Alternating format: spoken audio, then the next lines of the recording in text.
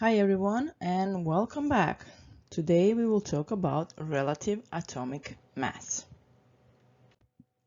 Atomic mass unit, also called Dalton or shortly AMU, is used in chemistry for different chemical elements, meaning for mass of different atoms of different chemical elements. I would like to mention here shortly, we already know that mass of different chemical elements is really small and we cannot just use any kind of scale and measure it. So in chemistry we have different processes and how we can actually to calculate or measure it. One of them is called mass spectrometry, or device is called mass spectrometer. There are different processes that will happen inside of these devices, so I will just mention shortly. So the first one is called ionization, where actually, in our case, let's say carbon-12, is charged, meaning ionized, by removing electrons. The second part will be actually acceleration, or ions will be accelerated in a vacuum using electric field. After that, what will happen? It will happen that we will have some kind of magnetic field. This magnetic field actually will bend ion's path, and the amount of deflection will depends on the mass to the charge ratio. In the end, what do we have? We have a detector here and we have recorder, meaning that detection and mass calculation actually will happen here. The lighter the atom, the more it will bend. Basically, what will happen here is that this detector will record deflection and calculate the mass of the atom. In our case, this will be, let's say, carbon atom. Now, the question is, so if we are talking about mass of carbon-12 atom, this will be the mass that will be measured in this specific process. If you notice, it's really, really small. And because I already mentioned that the mass of different atoms are really small, so it's really hard to actually measure them, calculate them, etc. So what we did in chemistry, we used this atomic mass unit, or also called Dalton. This is actually standard unit of mass that will be used to measure atomic and molecular masses of different chemical elements. Meaning, how we get specific number that we'll be using, we actually use 1/12 of the mass of a carbon-12 atom. First of all, what is carbon-12? In nature, different chemical elements can exist in different forms, We call them isotopes. How they differ from each other? They differ from each other by number of neutrons, meaning that the number of protons and electrons will stay the same. Why all of this is important? Because the more neutrons they have, the different mass they will have. One more time, why we use carbon atom to actually get something that is called atomic mass unit? Because early atomic mass measurements were actually based on hydrogen and oxygen. But because of interpretation and differences between isotopes, it was actually decided in 1961 by the International Union of Pure and Applied Chemistry that actually carbon-12 will be used as a standard, or 1/12 of the mass of carbon-12 will be used as a standard. Why carbon-12? One more time. Because first of all isotopes of carbon are basically one of them is almost 1% in nature, meaning not almost, it's 98.9% in the nature, abundancy, that's called abundancy. And the second thing is it's stable, meaning it's not radioactive. So it actually can give us actually really good information, or it can be used as a standard. While before, as I mentioned, we tried to use oxygen and hydrogen, but their isotopes were not so stable and it was really hard to calculate. So that we don't need to every time calculate measure, and it's really hard, and we will not always get the same numbers. This is why we are actually comparing masses of different chemical elements to this atomic mass of unit, or basically this atomic mass of unit that we get for carbon-12 atom. Now, mathematically, how we can present this, we know now, we mentioned that 1 Dalton is actually 1/12 of the mass of carbon-12 atom. So if we put in this formula, this number, that mass of C12 of carbon-12 atom is this number, and we divide it by 12, the number that we get is approximately 1.66054 times 10 to the power minus 27 kilograms. Now you can actually see how small these numbers are and how actually it's really hard to calculate all these masses. Now the next thing will be just to try to present how these masses are connected. So let's take one simple example. So we have a basket full of apples. We have small apples and we have big apples. We want to calculate the average mass. So the small apples are approximately 70% of them in the basket, while big apples we have, let's say, 25%. Mass of big apples, it's approximately 120 grams, and mass of small apples are 100 grams. When we put that in equation, what actually we are doing, so we need to multiply mass with the percentage that how much they exist in this basket, plus again big apples, mass of big apples times the percentage they exist. Of course we are dividing with 100 because 100% like all together. In the end we will end up with number of 105 grams, meaning that the average mass of apple in this basket will be 105 grams. But now maybe you're asking why I'm mentioning apples in basket regarding chemistry. I just want to do simple comparison. For example, in our case, apples will be actually atoms of different chemical elements. More specifically, if you observe here, these are 3 different structures, meaning this is the same chemical element, just the amount of substances is different in each. Meaning, one more time, when you have the same chemical element but with different number of neutrons, this is called an isotope.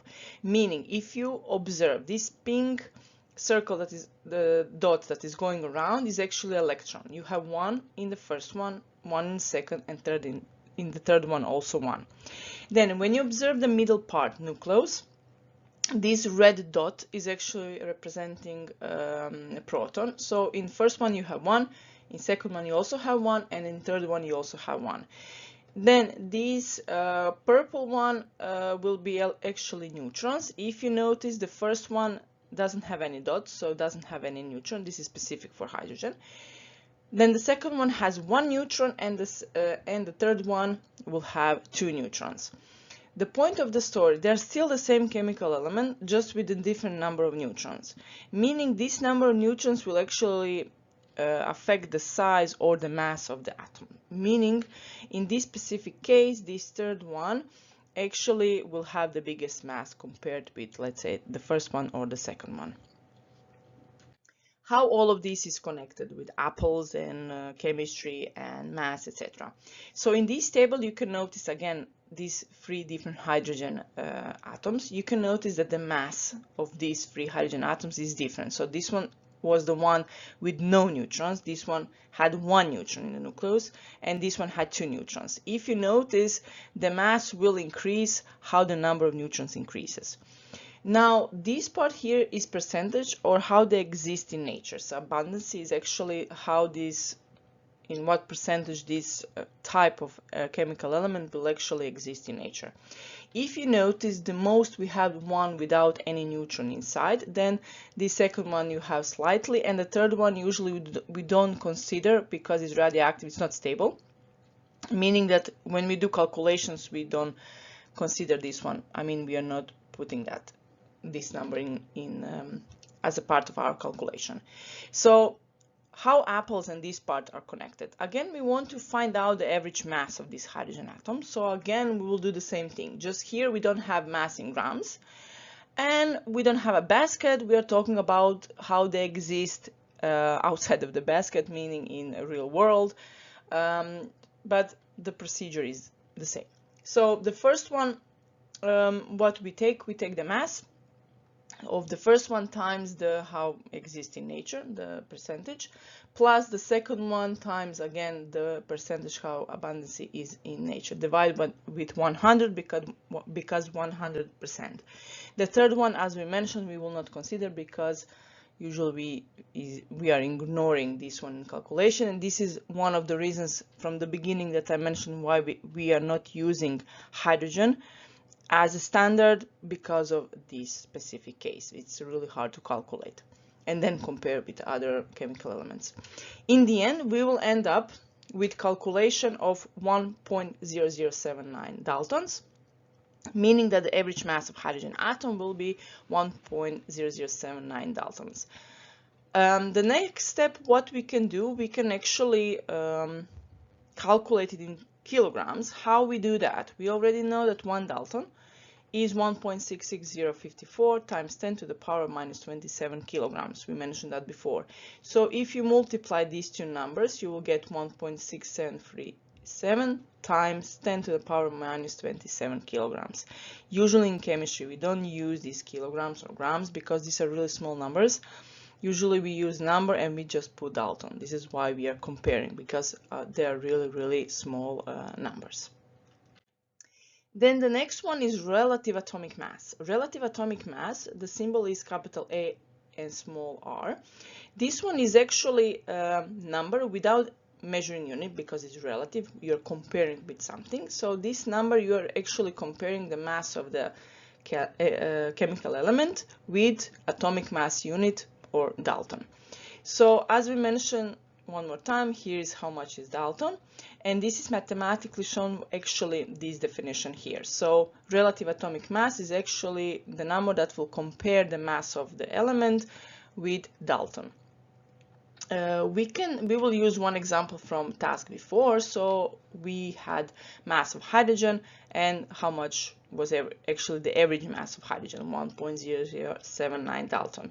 Meaning, if we want to actually find out what is the relative atomic mass of hydrogen, we just need to put this in the formula. So what we do, we put mass of hydrogen divided by Dalton. Why I write like this? Because please be careful. When you're using AR, in the brackets you're putting the symbol of chemical element that you want to find out something about. Again, the same is with mass. You see that I put H in the brackets. Then we put everything in the formula. So instead of M, mass, we are putting numbers. So it's 1.0079 Daltons. You have Dalton here, Dalton here, meaning they will actually cross each other, meaning you are comparing one with another. And you're ending up with number 1.0079. No unit one more time because we are comparing with something. This number is not the whole number, and for any other chemical element will not be the whole number. You don't need to memorize this because you can actually find for every chemical element this relative atomic mass in periodic table. So if you notice, this is from periodic table, capital H symbol of hydrogen, name of the hydrogen, and you have two numbers. Relative atomic mass will always be bigger number, and the second number, this one here, is atomic mass. This is the order how they go in periodic table, and this one is actually can let you know how many protons and electrons do you have in one neutral atom. So this one here, definitely, if you notice, is the same number. So this decimal number is something that you can find in periodic table, and it's called relative atomic mass. Then let's actually try to calculate something. So you have task. Calculate how many times the mass of chlorine atom is greater than the mass of nitrogen atom. So what do you need? You need periodic table. You need to find chlorine and nitrogen periodic table, and you need to use the numbers.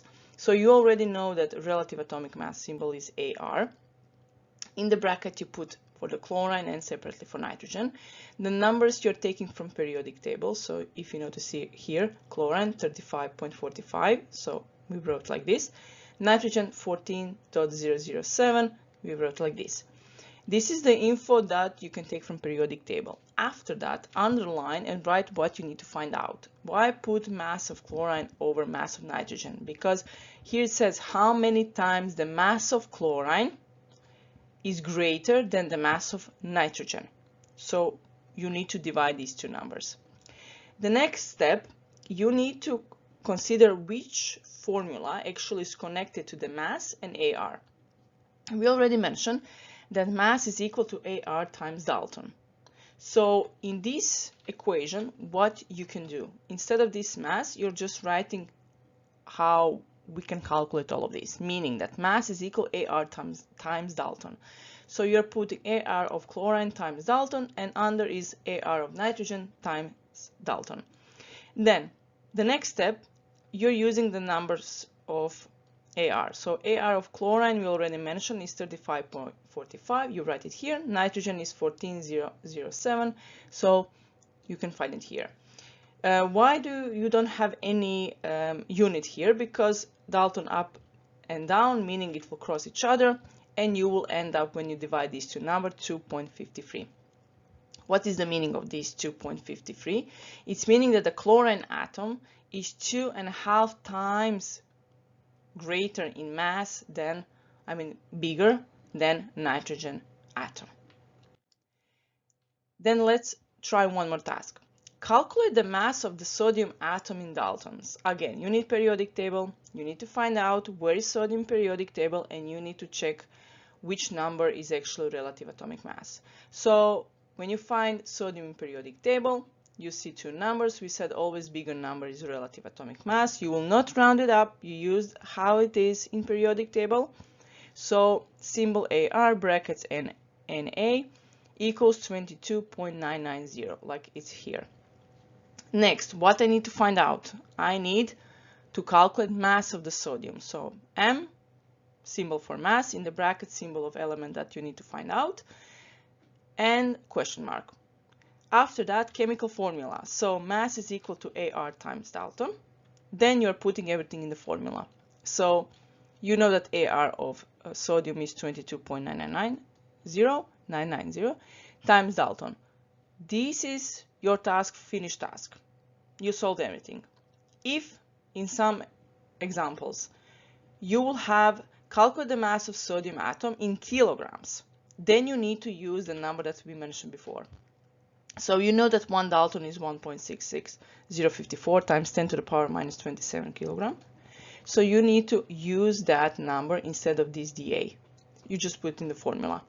You calculate these two numbers, and the number that you get in this case will be 38.18 times 10 to the power minus 27 kilogram, and task is done. Just this part you're doing only if here it says kilogram. If it says gram, this number will be the same, just here it will be times 10 to the power minus 24 grams. Then, next task, calculate the relative atomic mass of an atom whose mass is 35.45 Daltons. So, in this case, what do we have?